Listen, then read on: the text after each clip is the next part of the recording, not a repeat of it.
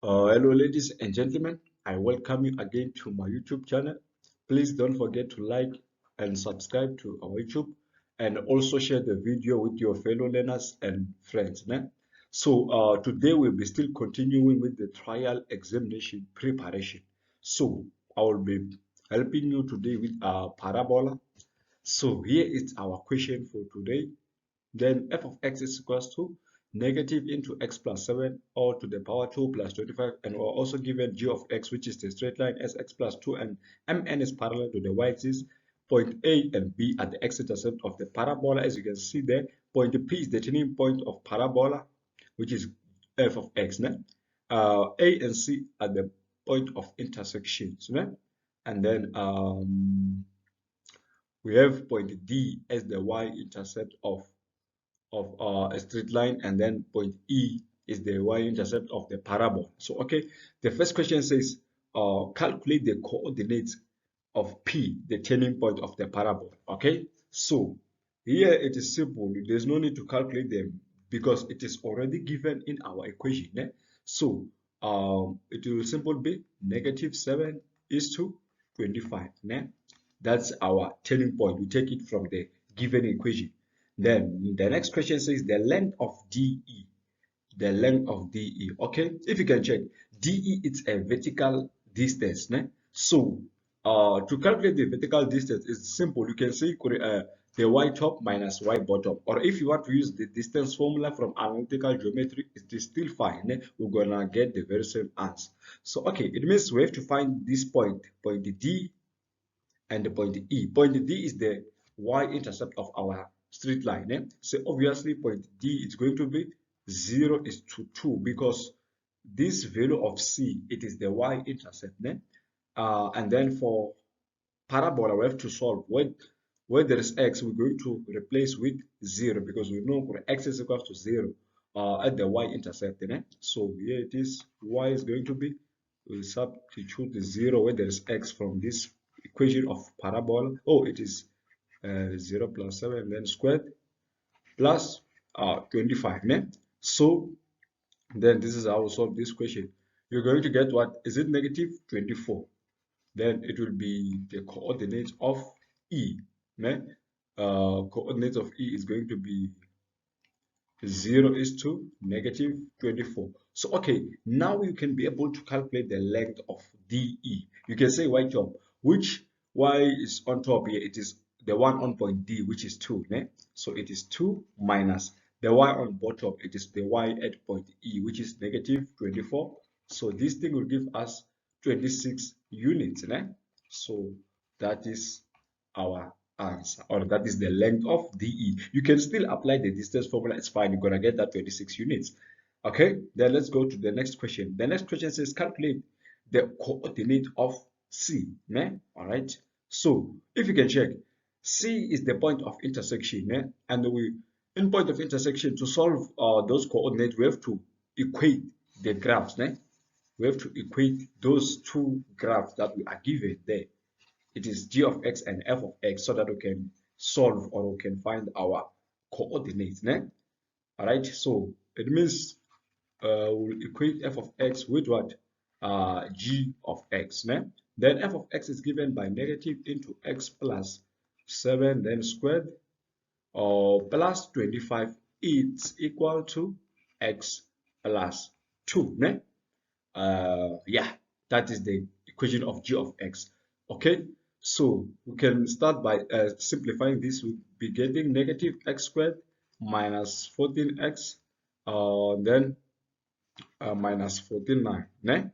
Okay, plus 25. Then we can take this one to the left hand side. It will be minus x minus 2 equals to 0. Okay, then let's group the like terms. Then negative x squared will remain the way it is. Minus 14x minus x is going to be minus 15x. Then minus 49 plus 25 is going to be minus 24. And then you subtract this 6 is going to be negative 26. Then equals to 0. Then we can simply divide with negative. X squared plus 15x plus 26 is going to give us 0, right? So we can factorize this thing. Is going to be x plus 13 into x plus 2, which is equals to 0. So then the value of x is going to be negative 13, or the value of x is going to be negative 2. This negative 2 here is for point A, because these two graphs, they intersect at point A and point C. So the other one of negative 13, it is for point C. Ne? Okay, so to get the corresponding y value, you can choose which equation do you want to use to find the corresponding y value, because point C, it is on both graphs. Ne? So you can use f of x, or you can use g of x to find the value of y. You just choose there. So if I choose g of x, it means my y is going to be it is x plus 2, so it is minus 13 plus 2, which will give me negative 11. So that is the value of y. So in other words, the coordinate of c, it is negative 13 is to negative 11. That are the coordinates of c. Ne? Then let's continue. Then they say the graph of g is shifted up. At point B. Ne? Determine the equation. Oh, the graph of G is shifted up to pass point B. If you can check, point B, it is the x-intercept of the parabola. So it means, okay, the new x-intercept of our straight line is going to be on point B. Ne? Okay, then we must determine the equation of the shifted graph of G. Okay, they have shifted our straight line. They have shifted it upwards. Then, okay, it's not shifted to the left or right, but upwards, which is the vertical shift, not the horizontal shift. So, okay, let's solve this question together. So firstly, we need to find point B before answering this question, because they said it also passes at point B when it is shifted. So it means just because point B is the x-intercept, that means it will become the new x-intercept or of our shifted function. So let's find what is point B. It is the x-intercept of our parabola, so we can just equate 0 where there's y. 0 is equals to negative into x plus 7 squared plus 25. Then you can take this to the left, and then you'll be having x plus 7 squared equal to 25. Then you can introduce square root both sides. You'll be having x plus 7 is equals to plus or minus square root of 25, which is 5. So it means x is going to be 7 plus 5, negative 7 plus 5, or x is going to be negative 7 minus 5, because it is plus or minus 5. Plus or minus 5. Ne? Okay, so x is going to be minus 7 plus 5 is going to be negative 2. Then the other one, minus 7 minus 5, is going to be negative 12. The other one of negative 2, it is for point A, because point A, it is also the x-intercept. So this means this negative 12, it is the one for point B. Okay, that means point B, it is negative 12 is to 0. All right, so it will also be the new x-intercept of our shifted graph. Okay, so I want to show you something. When a graph is shifted upwards, there is something that you need to know. When a graph is shifted upwards, the gradient of that function does not change. It remains constant. The gradient of the graph doesn't change. If a graph is shifted upwards, it doesn't affect the gradient. So it means the gradient of the new graph, or I can call it y is equals to, it will still be the same as the gradient of g of x, which is x. So write x plus c. Okay, so because we know on this shifted function, we are having x-intercept at point B, so we can substitute this point B, negative 12 is to 0, to get the value of y, because already the gradient we have, it doesn't change. It will remain constant because it is shifted upwards. It doesn't affect the gradient, but it affects the y-intercept or the value of c. So you must know that.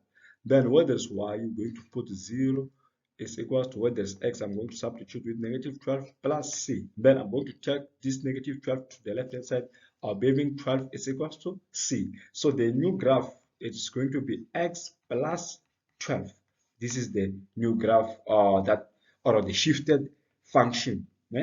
So we are done with that question. We are absolutely done. Or you can use this method. There's another method to find this x plus 12, but the other one is like little bit complicated, you know?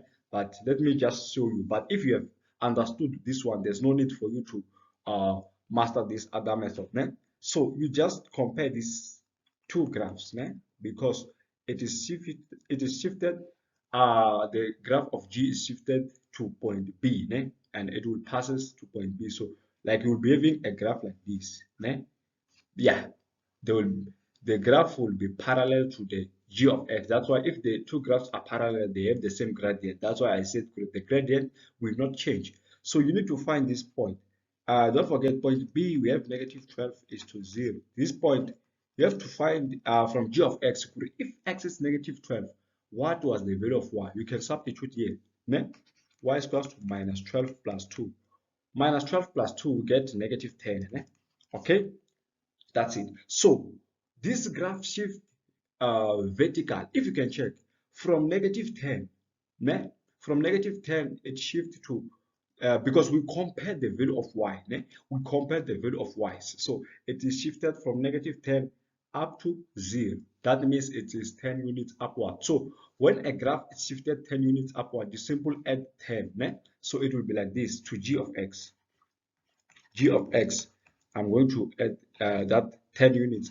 It's x plus 2. Then I will add what? 10 to indicate that it has shifted 10 units upward. So, oh, this will not be g of x, but the shifted graph. Let me call it y. Okay, or let me write it in this nice fashion. Y is going to be, the shifted graph is going to be g of x plus 10 units because it shifted 10 units upward. Ne? Then the equation is going to be, what is your g of x? It was x plus 2. Ne? Then you're going to add this 10. As you can see, 2 plus 10 is going to be 12. So you'll be having x plus 12. So it is still the same. You can either use this method or the second one. Ne? Depends on which one do you understand the most. Ne? But we are done with that question. So let's go to the next one. The next one is, or it is the last question, né?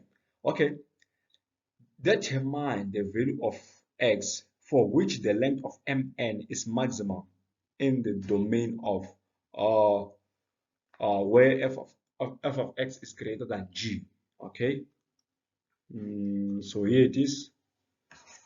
So you know this kind of questions at maximum, né? You must differentiate this equation. Or okay, let me start by finding mn before I talk about the differentiating part. Okay, then mn, okay, let me just erase so that you can see it clearly. All right, so at mn, just because it's a vertical distance, it's same as y top minus y bottom, né? So which graph is on top here? You're going to say graph on top minus the graph below, né?